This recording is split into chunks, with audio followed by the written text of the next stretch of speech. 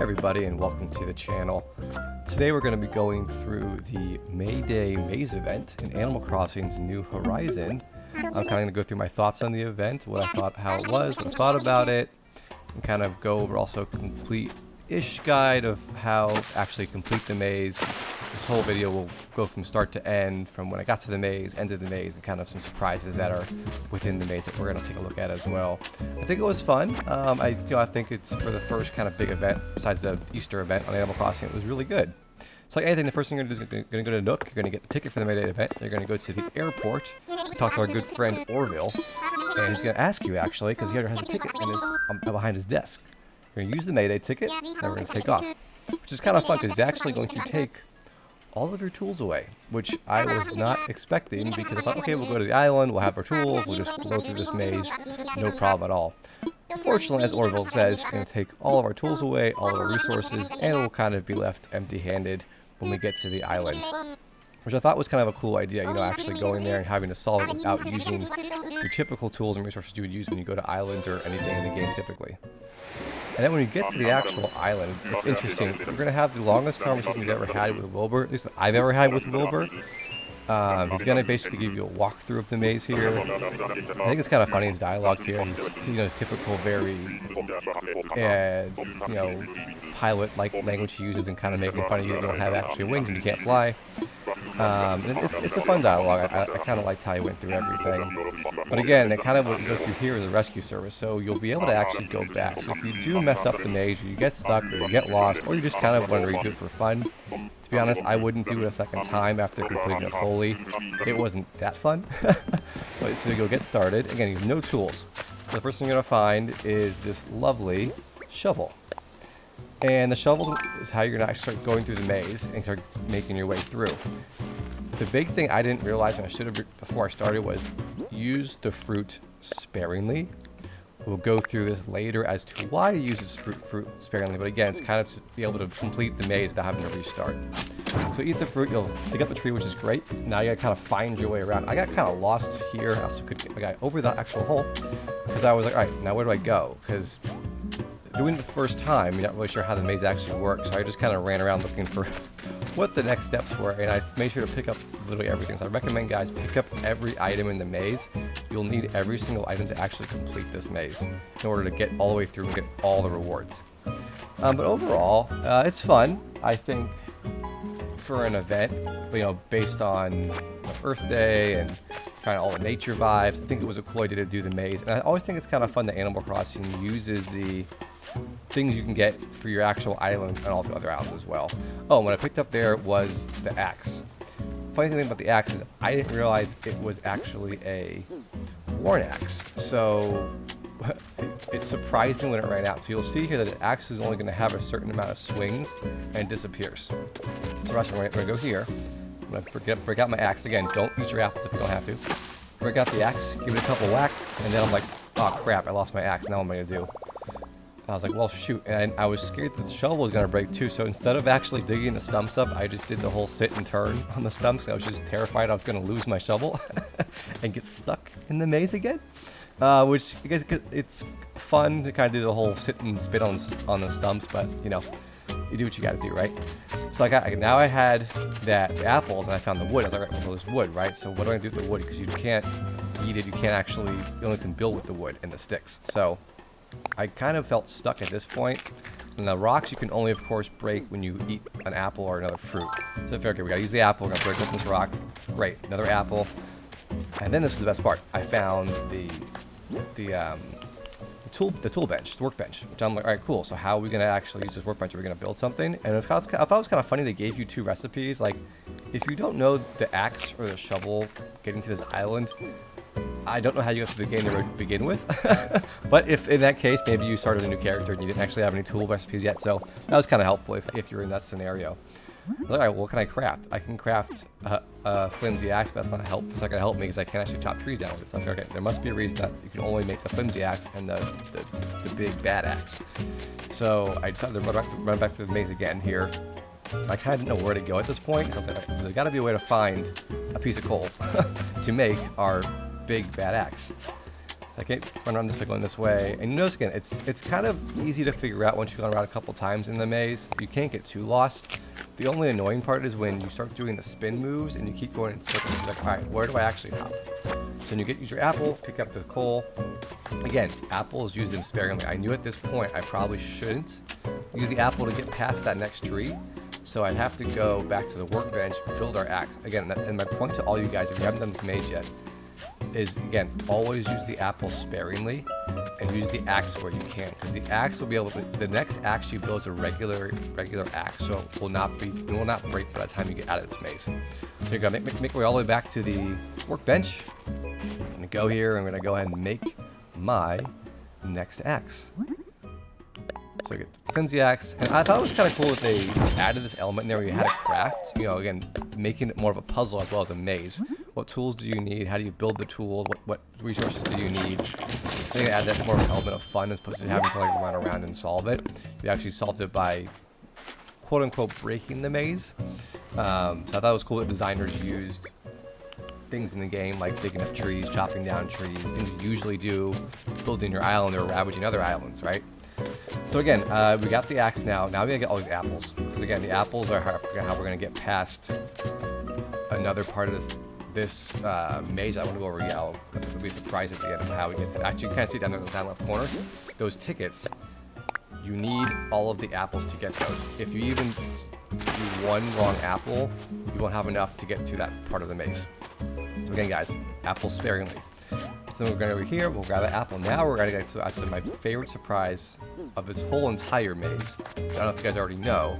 We're going to discover a character who was from the original Animal Crossing, if you played that on GameCube. And I was really excited to see him make a comeback in this game. I won't spoil it until you see him. You might have already seen him in the corner when you're watching the video. But here again, there's 3 trees, right? So don't chop them. Chop them, don't dig them up. So talking about digging up. So you chop them down, spin on this pump again, spin, spin, spin.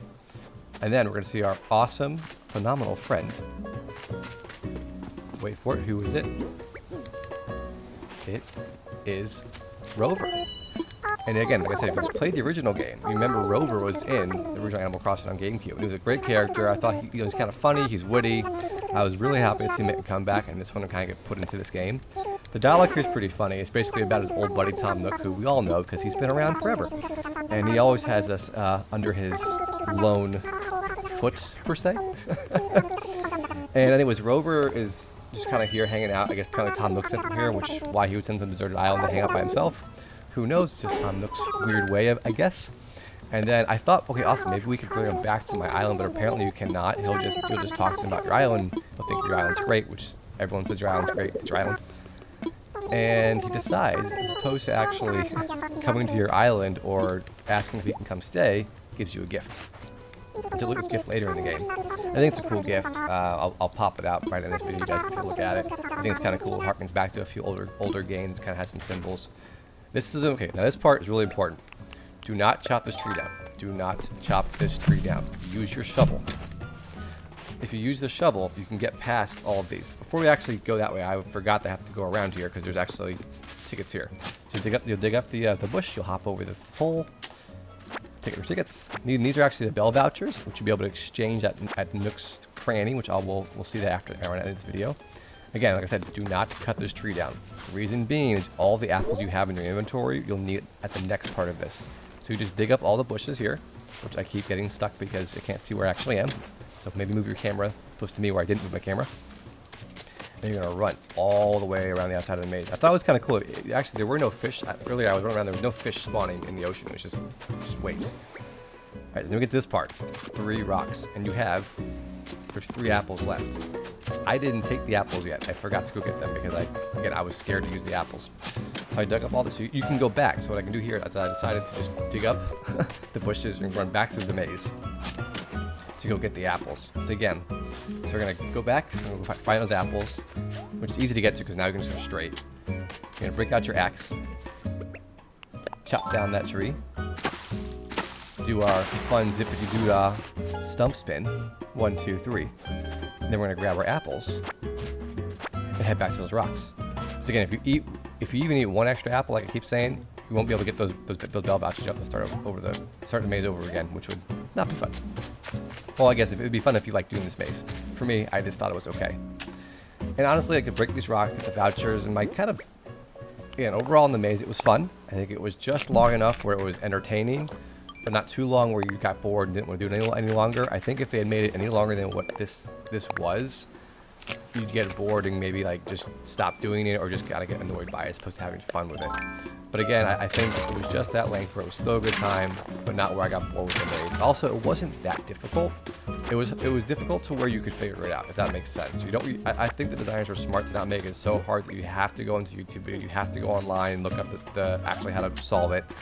So that was kind of a cool thing by the designers to do. Again, if you're watching this to figure it out, that's awesome. Don't worry. It took me a while to figure out the maze. And then again, Wilbur. This is weird. You'll talk to Wilbur. You'll say you're basically ready to go home, but he doesn't take you home yet. And he goes over basically, oh, you got all your stuff, and again, the vouchers you picked up, and the gift that Rover gave you, they're going to mail back to you, as opposed to taking it back in your inventory. So everything you have right now, that shovel, the axe, anything you might have picked up extra on the island, the bushes, they're going to get rid of those. They're going to give you back your full inventory back to them. But again, see right there, it didn't actually ask me to go home. It dropped me out of dialogue, and it dropped back into it. I thought it was kind of weird. So we're ready to go, got my gifts, and then we're going to head on back to St. Gassan to go get our voucher and see this gift from our good friend Rover. I'm hoping later in the game we can actually get Rover to come to our island or actually make him a future resident.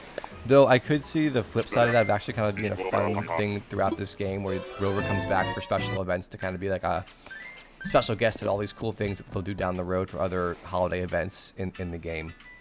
So now we're going to run back to go talk to our old friend Nook to see if we actually completed his challenge and / maze that he dropped his old buddy Rover at. Please ignore my island. I still have a lot of work on it right now. I'm trying to get all these nice flowers. Also, quick talking point. I don't like how KK Slider just sits in the middle of the plaza all day. It's hard to get around to him. I love KK Slider, but that's besides the point. So you'll talk to your good buddy Nook, who's excited to see how you actually enjoyed the maze / what you thought of the maze.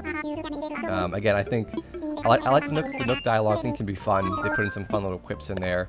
Like the not so amazing if you didn't like the maze. And of course you'll think you're still cool. And then yeah, so you'll talk to Nook, he'll be happy that you did it. Great time.